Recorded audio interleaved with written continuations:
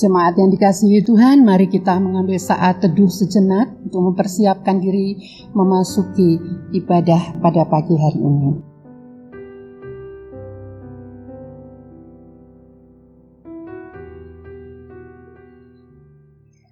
Jemaat dimohon berdiri. Marilah kita bersorak-sorai untuk Tuhan, bersorak-sorai bagi gunung batu keselamatan kita. Biarlah kita menghadap wajahnya dengan nyanyian syukur, bersorak-sorak baginya dengan nyanyian mazmur. Ibadah minggu kelima bulan Januari ini kita mulai dengan pengakuan bahwa pertolongan kita datang dari Allah Sang Pencipta langit dan bumi, yang dalam kasih dan setia tidak pernah meninggalkan buah pekerjaan tangannya. Kasih karunia, rahmat dan damai sejahtera dari Allah Bapa, Putra dan Roh Kudus menyertai kita sekalian. Amin.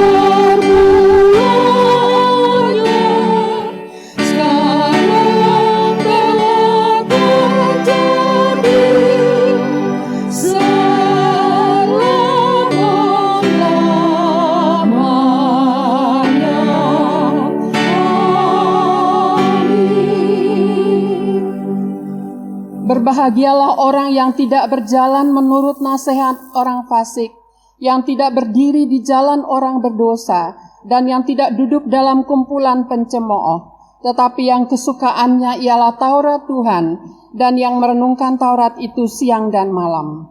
Amin.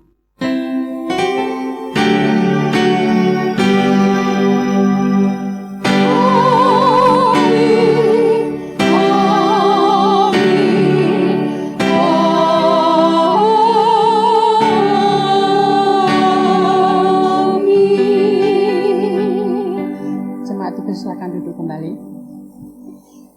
Ya, selamat pagi, selamat hari Minggu. Kita bersyukur bahwa Tuhan menolong kita. Kita sudah mencoba untuk ibadah tatap muka mulai tanggal 1 Januari hingga 4 minggu berturut-turut. Tetapi karena situasi dan kondisi pada saat ini masih belum memungkinkan untuk kita melanjutkan ibadah tatap muka, sehingga majelis memutuskan untuk kita beribadah di rumah masing-masing. Ya, puji Tuhan, saya harap ini tidak mengurangi sukacita kita untuk tetap memuliakan Tuhan, karena Dia adalah kekasih jiwa kita. Mari kita memberi salam kepada anggota keluarga kita masing-masing yang ada di rumah, untuk Pak Ponco, untuk Bu Olga dan Saudara Gata dan semua yang bertugas pada pagi hari ini. Terpujilah Tuhan, karena Dia kekasih jiwa kita. Dia akan menolong kita untuk menikmati sukacita yang telah dikaruniakannya kepada kita. Mari kita naikkan pujian Yesus kekasih jiwaku.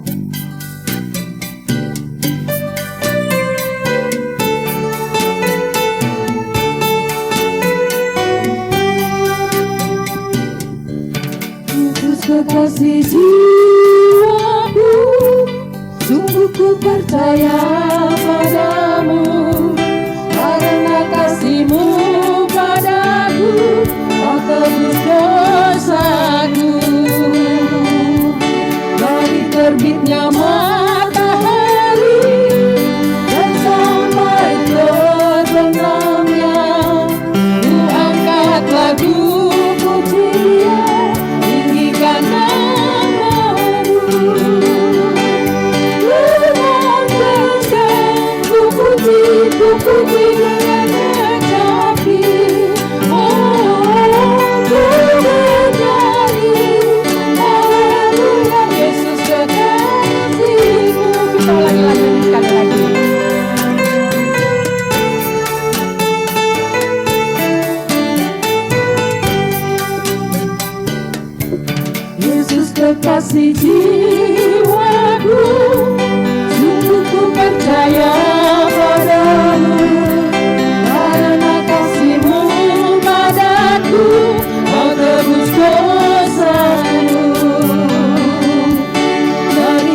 terbitnya matahari dan sampai terbenamnya, ku angkat lagu pujian, inikan yang baru.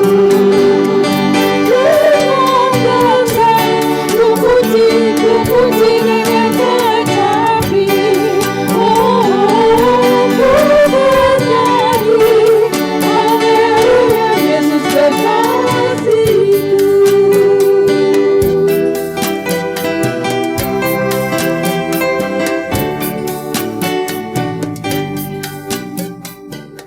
Bangkitkan kami. Mari kita naikkan pujian ini sebagai rasa syukur kita kepada Tuhan untuk keselamatan sempurna yang sudah dinyatakannya dan diadakannya untuk kita.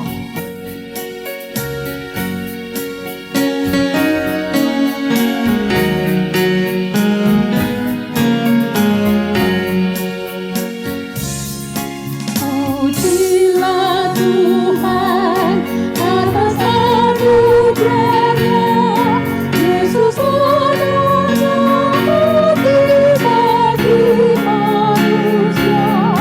Haleluya bagi Tuhan, pimpinmu berbakti. Haleluya bagi Tuhan, bangkitkan kami.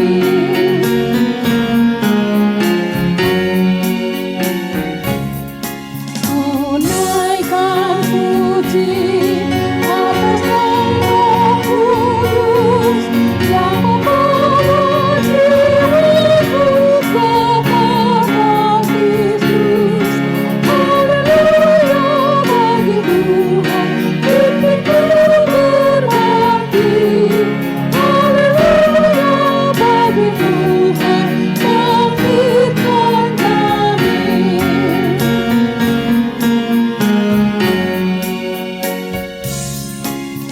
Ucapkan syukur karena Tuhan menyelamatkan manusia dari dosanya. Haleluya bagi Tuhan, pimpinmu berbakti.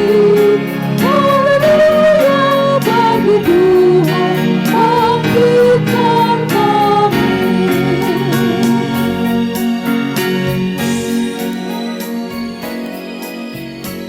Di hadapan-Mu ya Tuhan, kami mengucap syukur untuk keselamatan sempurna yang telah Engkau karuniakan kepada kami melalui Tuhan Yesus Kristus. Namun dalam kehidupan kami sehari-hari, banyak hal yang kami lakukan tidak sesuai dengan kehendak-Mu. Kami lupa akan panggilan yang sudah Engkau berikan kepada kami untuk menjadi saksi Kristus di tengah-tengah masyarakat. Kadang ada kekhawatiran, ada ketakutan. Dan kadang-kadang kami juga masa bodoh dengan kehidupan kami, dengan memperhatikan kehidupan rohani kami. Oleh sebab itu kami datang di hadapan hadirat-Mu Tuhan. Kami mohon pertolongan-Mu untuk membaharui hati kami, membaharui pikiran kami, agar kami layak datang kepadamu. Terima kasih Bapa, kami yakin bahwa Engkau akan menolong kami ketika kami berseru kepadamu. Di dalam nama Tuhan Yesus kami berdoa dan mengucap syukur untuk segala kebaikan-Mu. Amin. Saya undang jemaat berdiri. Demikian berita anugerah. Sejauh timur dari barat, demikian dijauhkannya daripada kita pelanggaran kita. Seperti Bapa sayang kepada anak-anaknya, demikian Tuhan sayang kepada orang-orang yang takut akan Dia. Sebab Dia sendiri tahu apa kita. Dia ingat bahwa kita ini debu. Amin. Silakan duduk kembali.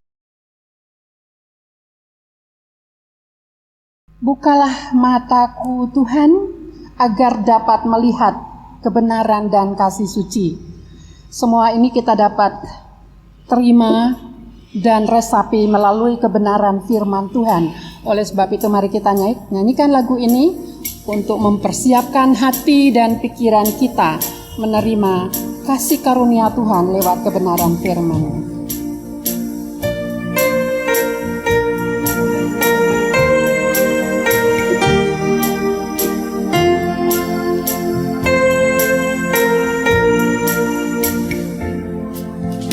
Bukalah mataku Tuhan, agar dapat ku melihat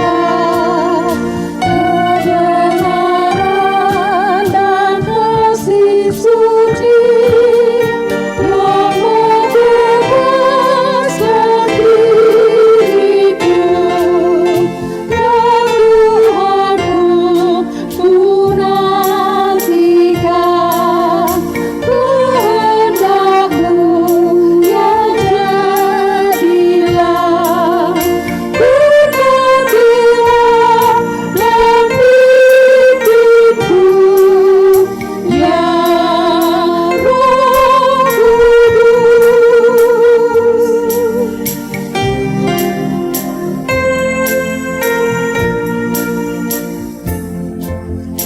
Bukalah kupingku Tuhan, agar aku mendengarkan suara-Mu jelas dan benar, yang menyenangkan kepalsuan.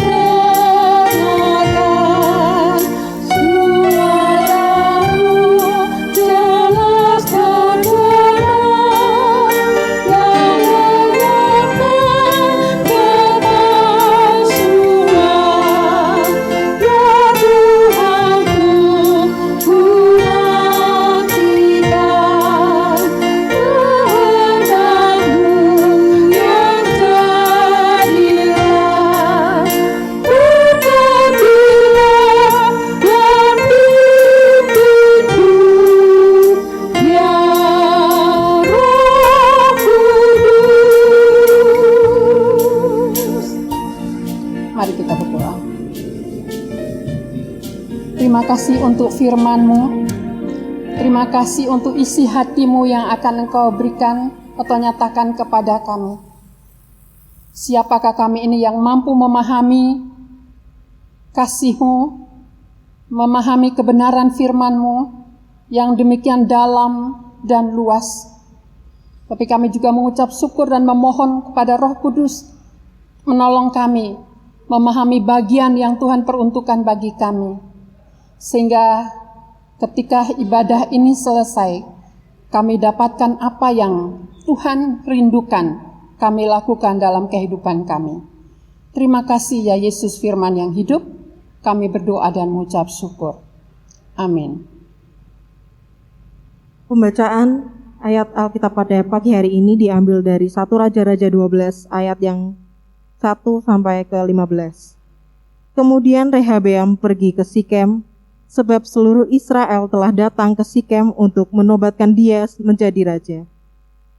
Segera sesudah hal itu kedengaran kepada Yerobeam bin Nebat. Pada waktu itu dia masih ada di Mesir, sebab ia melarikan diri ke sana dari hadapan Raja Salomo. Maka kembalilah ia dari Mesir. Orang menyuruh memanggil dia, lalu datanglah Yerobeam dengan segenap jemaah Israel dan berkata kepada Rehabeam, "Ayahmu telah memberatkan tanggungan kami, maka sekarang ringankanlah pekerjaan yang sukar yang dibebankan ayahmu dan tanggungan yang berat yang dipikulkannya kepada kami, supaya kami menjadi hamba-Mu." Tetapi ia menjawab mereka, "Pergilah sampai lusa, kemudian kembalilah kepadaku." Lalu pergilah rakyat itu. Sesudah itu Rehabeam meminta nasihat dari para tua-tua yang selama hidup Salomo mendampingi Salomo ayahnya. Katanya, "Apakah nasihatmu untuk menjawab rakyat itu?" Mereka berkata, "Jika hari ini engkau mau menjadi hamba rakyat, mau mengabdi kepada mereka dan menjawab mereka dengan kata-kata yang baik, maka mereka menjadi hamba-hamba-Mu sepanjang waktu." Tetapi ia mengabaikan nasihat yang diberikan para tua-tua itu. Lalu ia meminta nasihat kepada orang-orang muda yang sebaya dengan dia dan yang mendampinginya. Katanya kepada mereka, "Apakah nasihatmu, supaya kita dapat menjawab rakyat yang mengatakan kepadaku, ringankanlah tanggungan yang dipikulkan kepada kami oleh ayahmu. Lalu orang-orang muda yang sebaya dengan dia itu berkata, beginilah harus kau katakan kepada rakyat yang telah berkata kepadamu, ayahmu telah memberatkan tanggungan kami, tetapi engkau ini berilah keringanan kepada kami. Beginilah harus kau katakan kepada mereka, kelingkingku lebih besar daripada pinggang ayahku. Maka sekarang ayahku telah membebankan kepada kamu tanggungan yang berat, tetapi aku akan menambah tanggungan kamu. Ayahku telah menghajar kamu dengan cambuk, tetapi aku akan menghajar kamu dengan cambuk yang berduri besi. Pada hari lusanya datanglah Yerobeam dengan segenap rakyat kepada Rehabeam, seperti yang dikatakan raja, kembalilah kepadaku pada hari lusa. Raja menjawab rakyat itu dengan keras. Ia telah mengabaikan nasihat yang diberikan para tua-tua kepadanya. Ia mengatakan kepada mereka menurut nasihat orang-orang muda, ayahku telah memberatkan tanggunganmu, tetapi aku akan menambah tanggunganmu itu. Ayahku telah menghajar kamu dengan cambuk, tetapi aku akan menghajar kamu dengan cambuk yang berduri besi. Jadi, raja tidak mendengarkan permintaan rakyat, sebab hal itu merupakan perubahan yang disebabkan Tuhan, supaya Tuhan menepati firman yang diucapkannya dengan perantaraan Ahia, orang Silo, kepada Yerobeam bin Nebat. Amin. Bapak, Ibu, dan Saudara yang dikasihi Tuhan Yesus Kristus, di bawah tema nasihat bijak menyelamatkan, kita akan belajar bagaimana Tuhan menolong kita di dalam kehidupan sehari-hari untuk menikmati kekuatannya, menikmati tegurannya lewat saudara-saudara kita, lewat orang-orang yang sudah menikmati kasih setia Tuhan untuk membantu kita menjadi lebih baik. Nasihat bijak menyelamatkan. Bila pemberi nasihat menyampaikan dengan baik sesuai dengan kebenaran nasihat itu, demikian juga yang menerima nasihat merespons dengan baik demi kebaikan, maka tujuan nasihat itu akan menjadi sangat indah dan menyelamatkan. Pemberi nasihat tidak tergantung usia ya, dalam pengalaman bisa orang tua, bisa anak muda. Anak muda di sini mungkin memberi masukan kepada orang-orang yang lebih tua. Jadi orang tua tidak selalu lebih benar daripada anak muda. Namun orang tua yang takut akan Tuhan memiliki pengalaman dan hikmat yang patut didengar dan ditaati oleh anak-anak muda. Orang tua yang hidup dalam ketaatan pada firman layak untuk diperhatikan nasihatnya. Demikian juga ada anak-anak muda yang Tuhan beri potensi, Tuhan beri beban untuk memikirkan banyak hal, baik dalam keluarga, juga khususnya dalam situasi saat ini, pandemi ini, mereka juga punya keprihatinan. Mungkin mereka juga punya masukan, mereka orang-orang lapangan, mereka pun perlu didengar.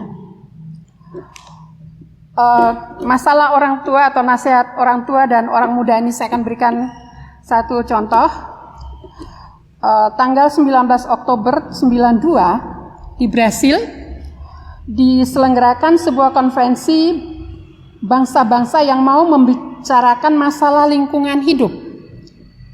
Semua kekhawatiran dunia dibicarakan di sana, baik masalah ozon, kelaparan, penderitaan, dan lain-lain. Tentu tidak membicarakan COVID karena belum ada pada waktu itu.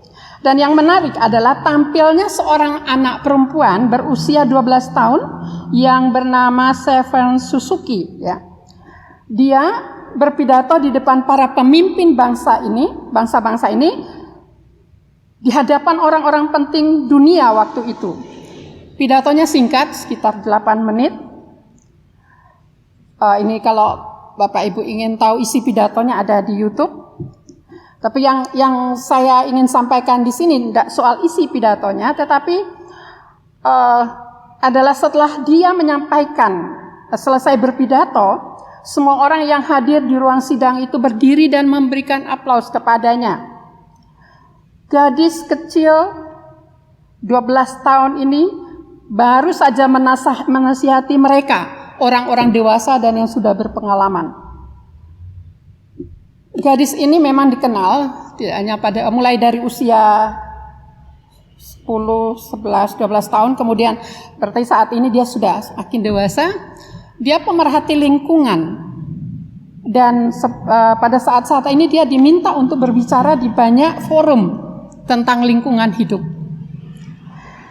Jadi yang menarik bahwa ketika dia masuk, ya, kita bisa bayangkan orang-orang penting, orang-orang besar ini apa yang ada dalam pikiran mereka. Mungkin mereka pikir ini anak kecil ini dia mau ngapain ya. Tetapi isi pidatonya itu memberi warna dan satu dorongan yang kuat kepada para pemimpin pada waktu itu untuk memikirkan, ya, tekanannya adalah bagaimana nasib pada waktu itu, ya, kami anak-anak seusia ini di tengah-tengah bangsa dan negara 5-10 tahun ke depan. Jadi poin yang saya ingin sampaikan bahwa seorang anak didengar nasihatnya atau masukannya oleh orang-orang tua. Ada contoh berikut dari segi orang tua kepada yang lebih muda. Kita ingat kisah Jitro, mertua Musa, ya, memberikan nasihat kepada Musa.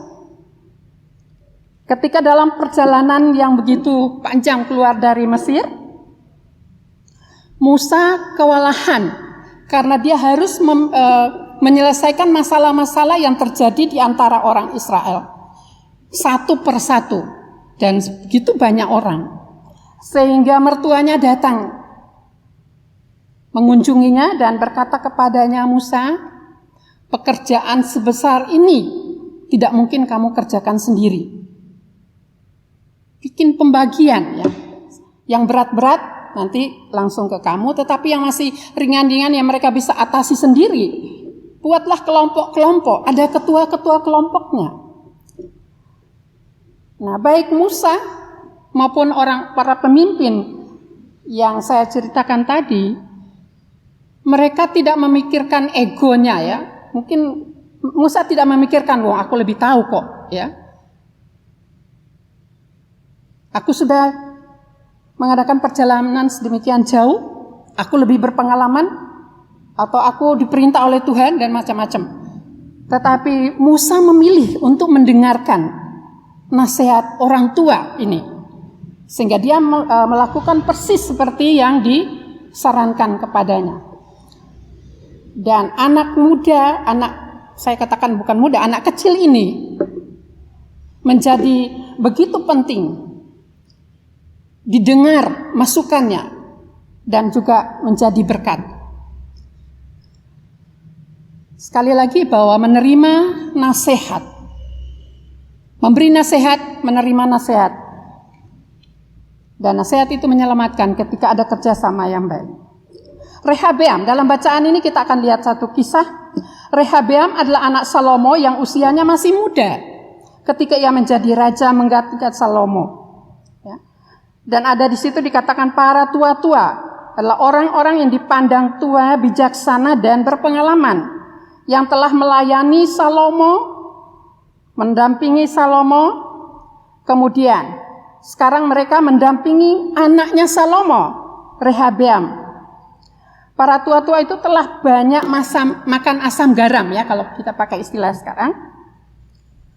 Mereka telah menyaksikan bagaimana Salomo memerintah, bagaimana reaksi orang yang diperintah dengan tangan adil atau mereka yang diperintah dengan tangan keras serta akibat-akibatnya.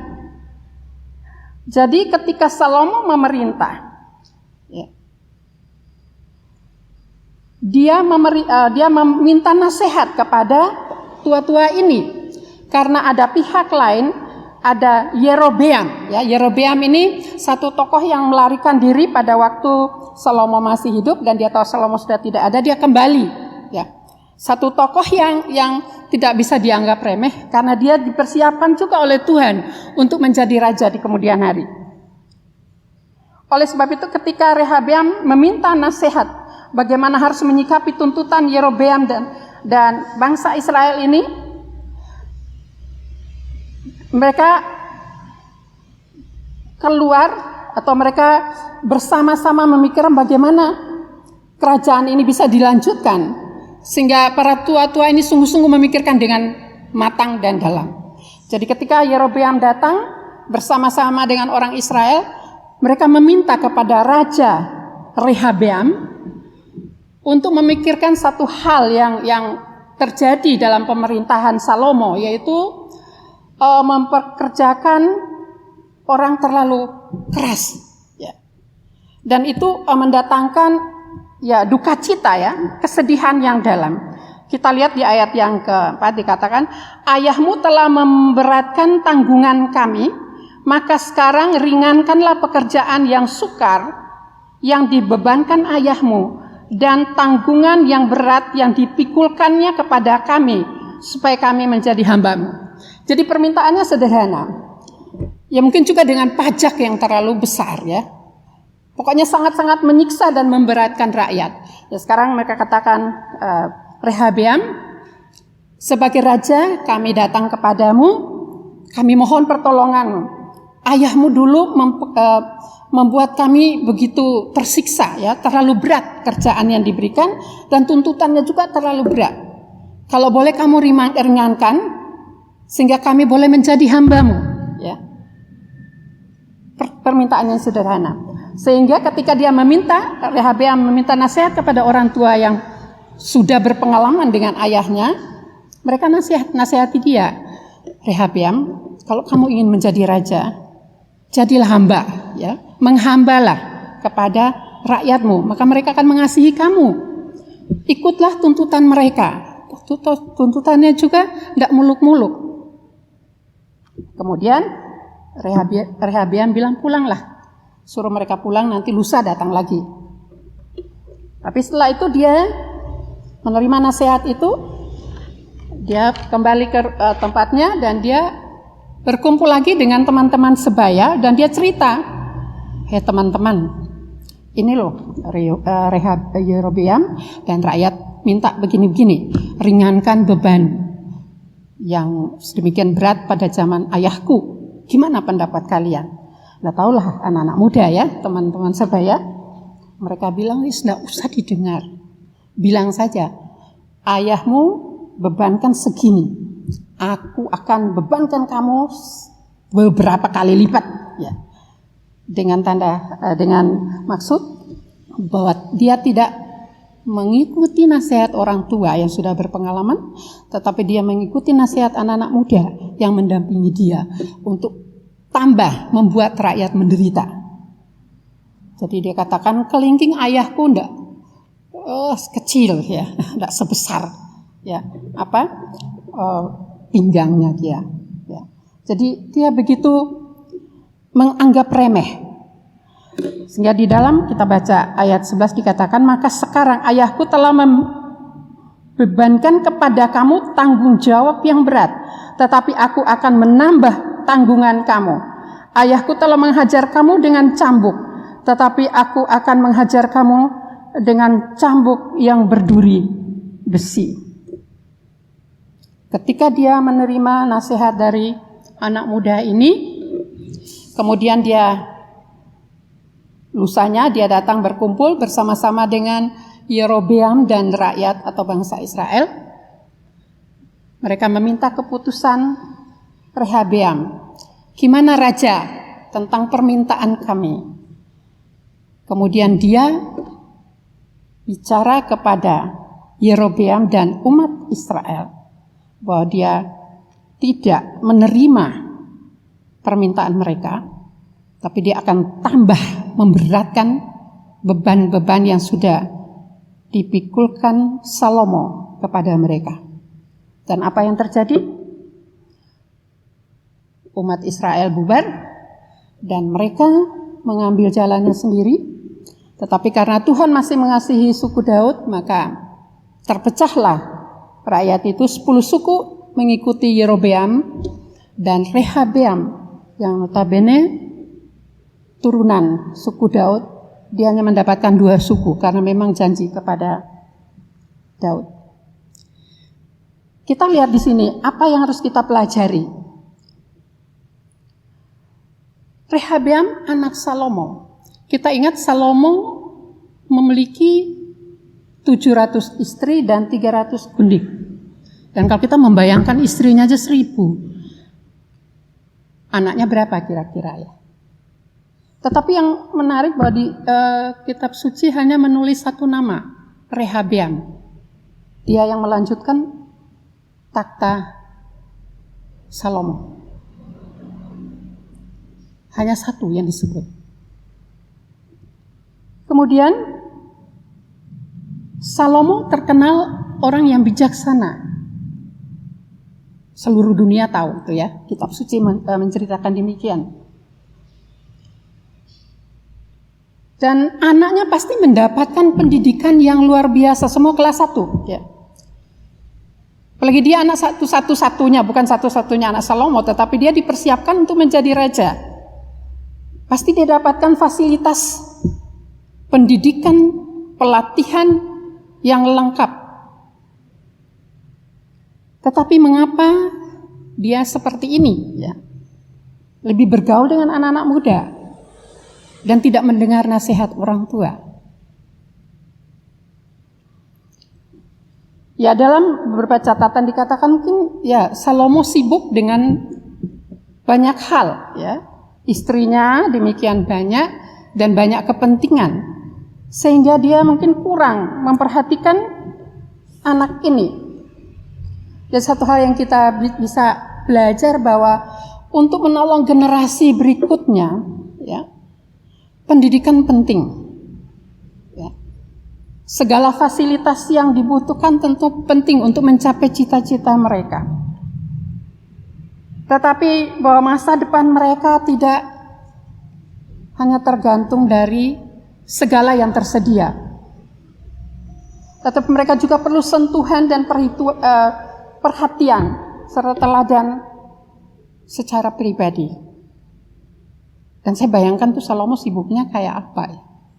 Untuk mempersiapkan satu anak ini untuk melanjutkan takhta kerajaan.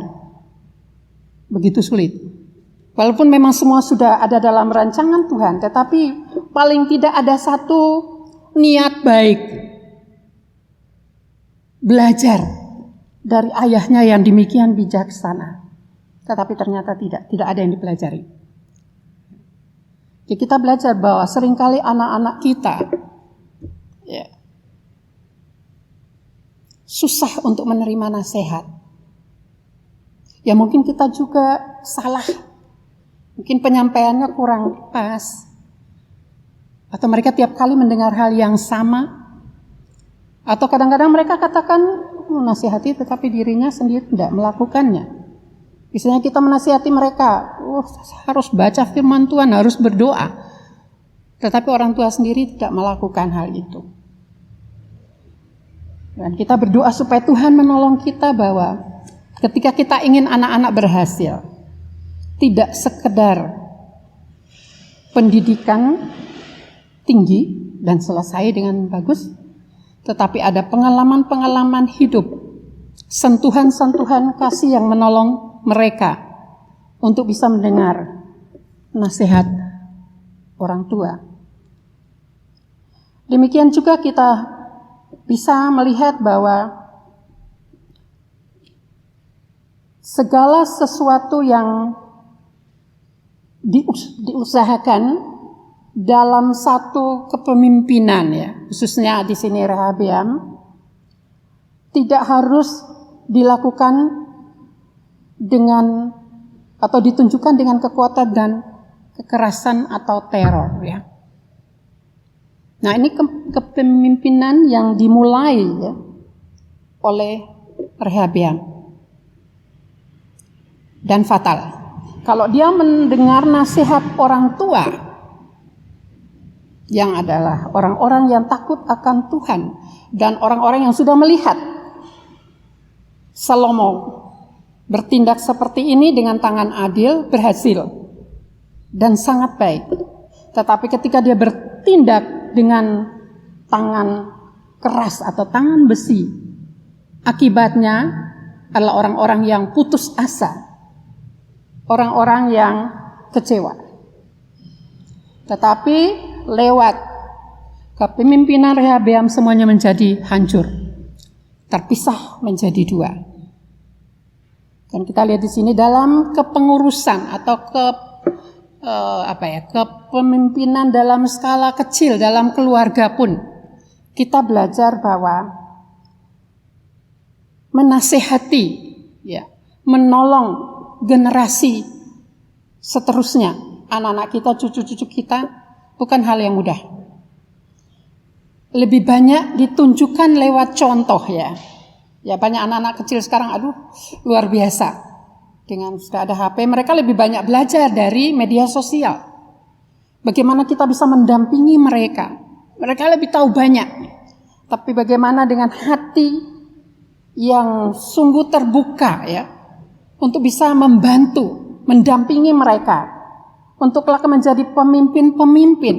Ya pemimpin mungkin di kelas ya, mungkin dari TKD sudah jadi pemimpin yang bisa mendengar nasihat guru, ya.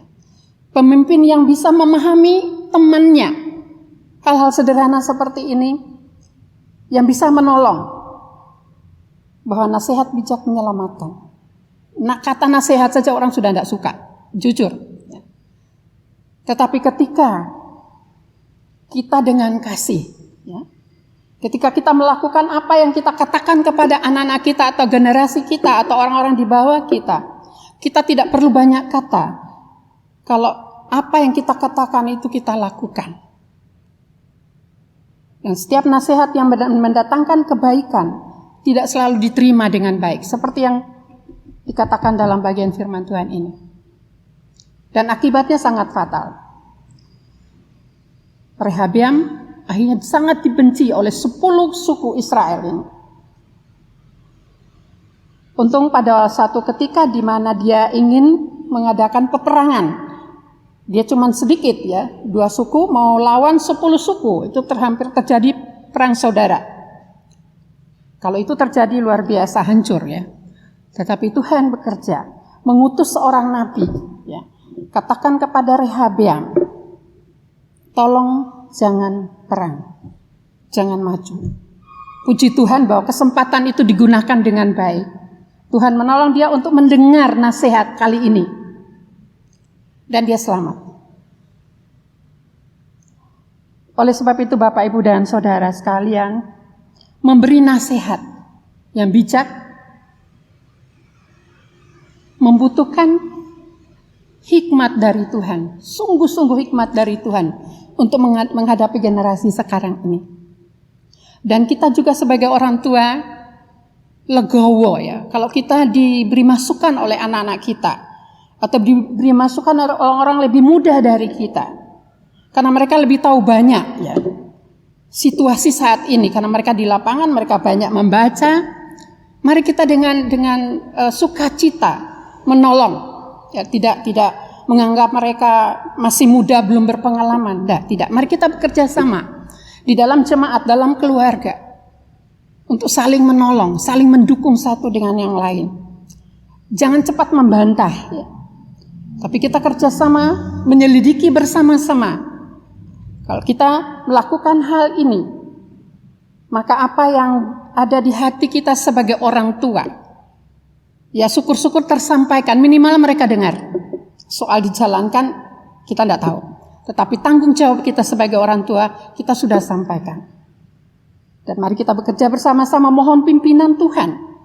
Sehingga kita dapat mendidik generasi kita selanjutnya. Dengan sentuhan-sentuhan kasih. Dengan doa, kadang dengan air mata. Karena kita tahu, kita bukan penentu masa depan mereka. Tetapi kita punya andil ketika mereka tidak melakukan apa yang Tuhan kehendaki di dalam hidup mereka. Sekali lagi, nasihat bijak menyelamatkan. Ketika kita menerima nasihat, kita juga bisa memberi nasihat dengan hati yang tulus. Dan kita siap dengan segala risikonya. Bahwa segala yang baik belum tentu bisa diterima dengan baik. Tetapi ketika semua dapat dilakukan dengan tulus, dengan ikhlas, maka kita terselamatkan, ya.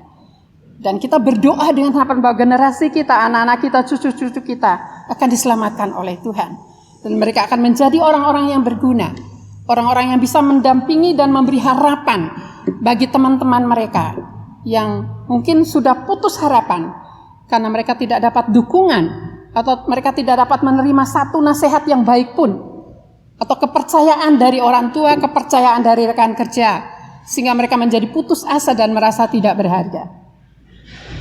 Kiranya Tuhan menolong kita menjadi penasihat yang baik. Dan Tuhan juga menolong kita untuk legowo menerima nasihat yang baik dan berguna. Mari kita berdoa. Terima kasih Tuhan Yesus, Engkau adalah penasihat ajaib. Taruhlah itu di hati kami, agar kami memiliki kasih yang sempurna yang datang daripada-Mu untuk membantu anak-anak kami, membantu teman-teman kami yang berada dalam kesulitan dan butuh dan pendampingan kami. Namun demikian juga tolong kami untuk menerima nasihat bijak dari anak-anak atau dari teman-teman kami. Tolong kami untuk tidak merasa benar atau tidak merasa tahu segalanya. Bantu kami untuk hidup damai satu dengan yang lain dan menyelamatkan orang-orang dari kebinasaan. Lebih daripada itu, menolong orang-orang mengenal Yesus, penasihat ajaib itu, yang telah menyelamatkan kami dan akan menyelamatkan orang-orang yang sedang berjalan menuju kebinasaan. Terima kasih Bapa untuk kebenaran firman-Mu. Di dalam nama Tuhan Yesus kami berdoa dan mengucap syukur. Amin. Saya undang jemaat berdiri untuk kita mengikrarkan komitmen kemuridan dan pengakuan iman rasuli.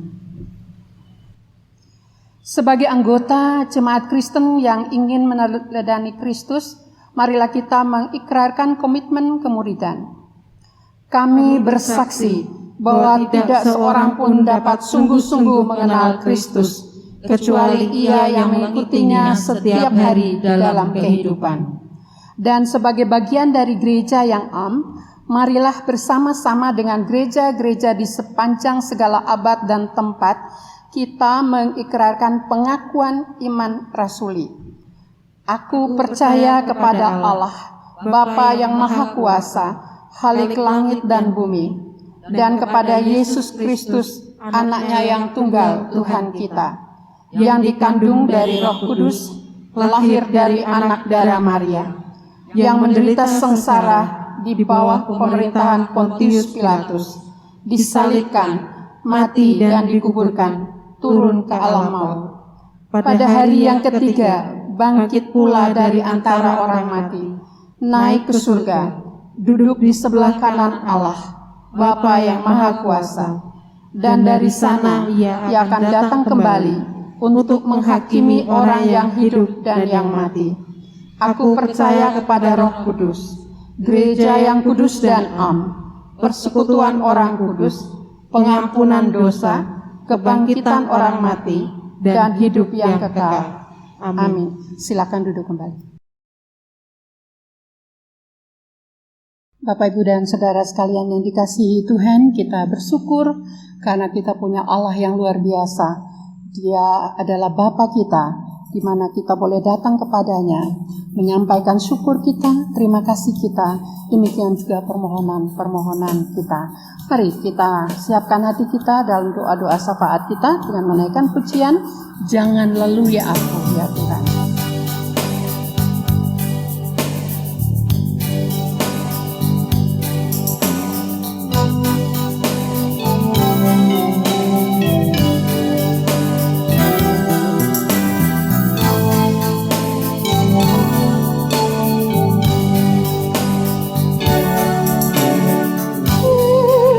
Tuhan penebusku,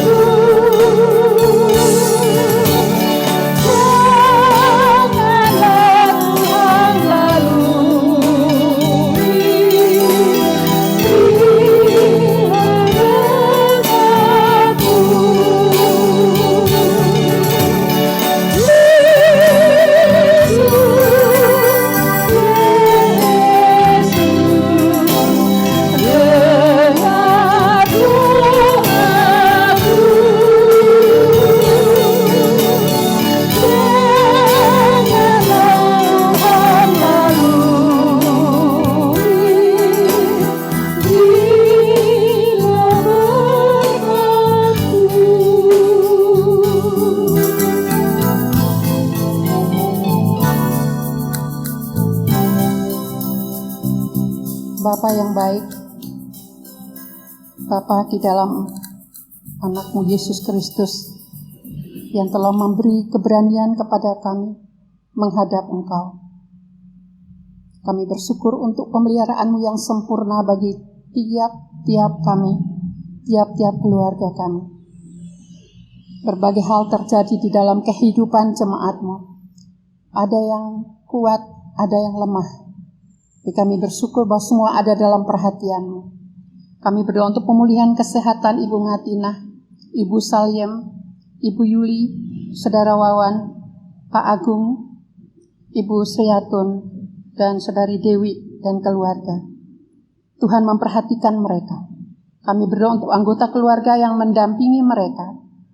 Biar mereka diberi kasih dan kesabaran ilahi, sehingga anggota keluarga kami yang sakit mendapat dukungan dan support yang tepat. Dan lebih daripada itu, Tuhan mendampingi mereka, kuatkan iman percaya mereka. Demikian kami juga berdoa untuk jemaat senior kami, Ibu Yulianti Junaidi, Ibu Lim Yohana, Ibu Ngatina, Mbak Ngatina, Ponco Mulyo. Kami berdoa untuk Ibu Ani Engtias, Ibu Lipiah, Bapak Tanto. Kami percaya bahwa teladan hidup mereka telah memberi kekuatan kepada kami untuk terus maju bersama-sama memuliakan Tuhan. Untuk anak-anak muda yang dalam tahap akhir kuliah, kami berdoa untuk Saudari Agatha, Saudari Melina, Saudari Shirley. Demikian juga untuk proses belajar anak-anak di rumah dan juga proses transisi kembali untuk belajar di sekolah. Kami berdoa untuk guru-guru, kami berdoa untuk semua pengurus sekolah supaya mereka juga dapat mendukung pelayanan belajar mengajar ini sehingga anak-anak juga dapat mengikuti dengan baik. Demikian juga kami berdoa untuk jemaat yang terus bekerja baik di Kudus maupun di luar kota di tengah pandemi ini, baik di kantor dan di lapangan juga banyak hal yang terjadi, tetapi kami percaya akan perlindungan Tuhan sehingga mereka juga dapat mengalami kekuatan dan sukacita untuk melakukan tugas dan tanggung jawab yang sudah dipercayakan kepada mereka. Terima kasih Bapa. Kami terus berdoa untuk pertumbuhan rohani jemaat, kesehatan mereka, pergumulan secara khusus perekonomian, dan bagi mereka yang kehilangan pekerjaan dan ada yang masih mencari pekerjaan, kami berdoa dan kami percaya Tuhan akan memberi jalan keluar, dan biar kami masing-masing juga bertanggung jawab bagi keluarga-keluarga kami yang membutuhkan pertolongan. Kami bersukacita bersama-sama dengan Pak Jasron, Saudara Eser, Ibu Krisilowati dan Ibu Ambarwati yang Tuhan tambahkan usia pada waktu-waktu ini. Kami percaya bahwa sukacita mereka adalah sukacita kami juga. Dan Tuhan telah membuktikan pemeliharaan-Mu pada waktu-waktu yang lalu. Kami percaya mereka juga akan menikmati pemeliharaan yang sama dari Tuhan untuk tahun-tahun yang di depan ini. Kami berdoa untuk Ibu Herna Yohanes yang Tuhan karuniai buah kandungan. Kami mohon pertolongan Tuhan sehingga Ibu Herna dapat menjaga kondisinya sehingga kehamilannya itu dapat terjaga hingga pada waktu melahirkan. Terima kasih Bapak. Secara khusus pada saat ini kami berdoa untuk pastori, untuk pengurus, untuk studi mereka dan masa praktek mereka. Kami terus percaya bahwa Tuhan akan mencukupkan segala kebutuhan mereka di tempat praktek dan juga tempat pelayanan mereka masing-masing. Kami percayakan juga PGMW 3 untuk pengurus dan program kerja, untuk GGKMI di wilayah 3, dan mereka sehati walaupun tidak dapat berjumpa satu dengan yang lain seperti biasanya, tetapi biarlah jalinan kasih dan doa akan terpelihara, sehingga hati Tuhan juga ada di hati pengurus masing-masing, sehingga mereka dapat memikirkan hal-hal yang baik untuk kelangsungan pelayanan di GGKMI wilayah 3. Terima kasih Bapak. Kami terus berdoa untuk pembangunan Gedung Graha Muria. Kami percaya bahwa Sinode akan terus berusaha mencari dana, demikian juga memperhatikan kelancaran rencana kerja Dan kami percaya bahwa Tuhan juga memberkati dan memberi kekuatan kepada para pekerja, sehingga mereka dapat melaksanakan tugas dengan baik. Terima kasih Bapa. Bersama kami berdoa untuk bangsa dan negara kami, dan Kabupaten Kudus, Kabupaten Pati, Kecamatan Jekulo, dan Sukolilo.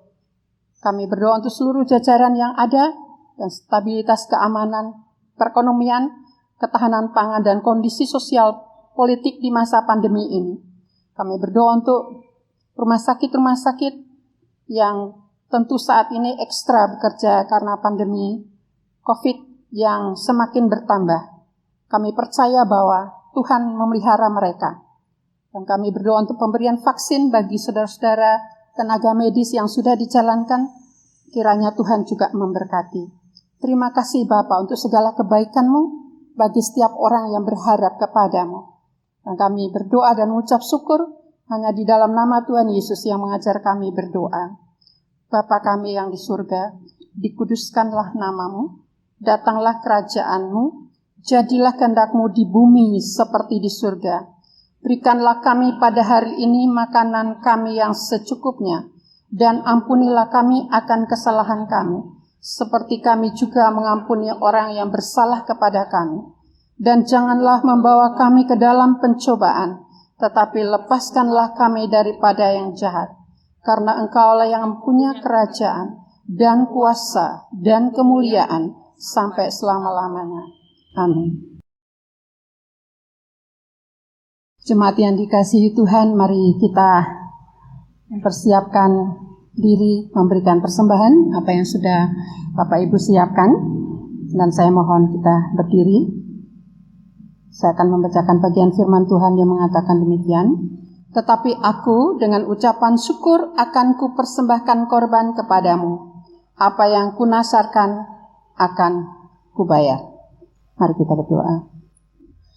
Terima kasih Tuhan, sampai hari ini kami masih merasakan kebaikan-Mu dan pemeliharaan-Mu yang sempurna. Begitu banyak hal yang terjadi, tidak hanya dalam keluarga kami, tetapi bangsa kami, bahkan dunia. Tetapi Tuhan memelihara tiap-tiap orang sesuai dengan kebutuhannya. Sehingga sampai hari ini kami boleh mengucap syukur. Berkati setiap rupiah yang sudah kami siapkan untuk dipersembahkan. Kiranya Tuhan sucikan dan Tuhan berkati. Sebagaimana Tuhan menerima dan memberkati hidup kami masing-masing. Di dalam nama Tuhan Yesus kami berdoa dan mengucap syukur. Amin. Silakan duduk, mari kita naikkan pujian Aku Diberkati.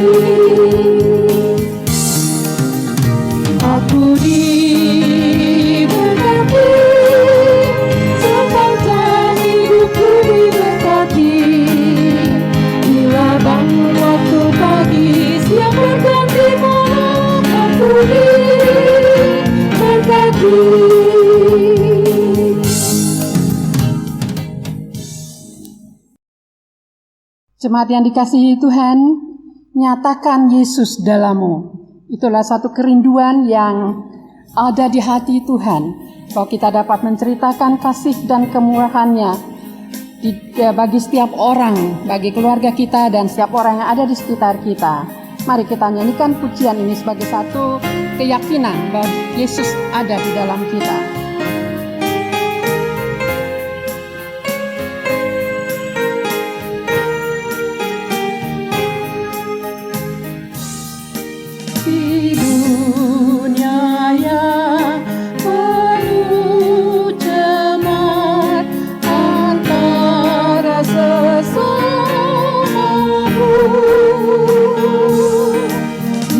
Hiduplah saleh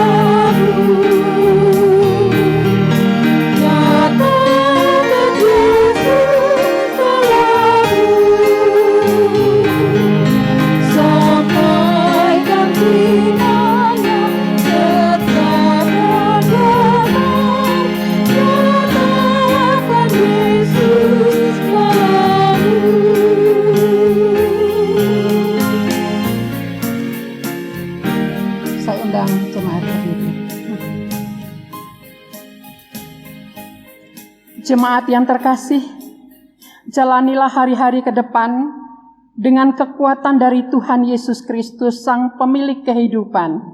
Sekarang terimalah damai sejahtera, perteguhlah harapan dan imanmu.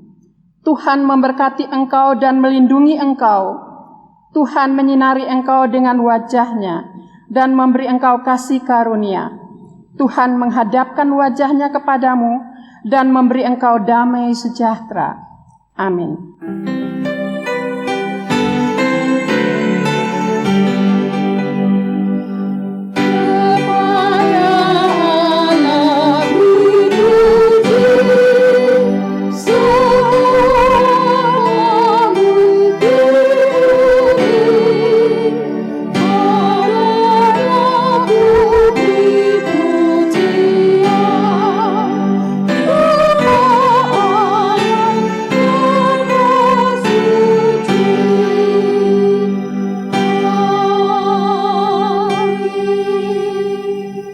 Jemaat dipersilakan duduk kembali dan mengambil saat teduh sejenak.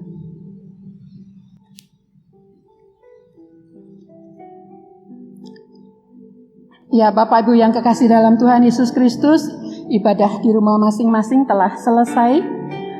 Saya berharap bahwa kita tetap menjaga protokol kesehatan, menjaga keluarga kita masing-masing, saling mendoakan, saling mengingatkan, dan menguatkan sehingga pada hari-hari yang kita lalui kita dapat bersukacita bersama dengan Tuhan, sukacita bersama dengan anggota keluarga kita. Terpujilah nama Tuhan. Selamat hari Minggu, Tuhan memberkati.